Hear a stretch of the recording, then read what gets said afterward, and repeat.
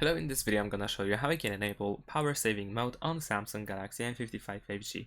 In order to use the battery saver, we need to go to the settings. In settings, you want to scroll down to find battery option. And now over here we have power saving, which can be toggled by pressing on this slider on the right side. If you tap on the left side on the name of the option, you will find more details for power saving. Once again, at the top we can enable and disable power saving. We can also adjust the options. What should the power saving do? So if you want to disable always on display, then you can enable this option by tapping on the slider one more time. We can also limit CPU speed to 70%. We can decrease brightness by 10%. We can disable 5G, and we can limit apps and home screen, all of which once again can be enabled and disabled by tapping on the slider. We also have these three dots in the top right corner where we can find adaptive power saving, which can also be enabled and disabled.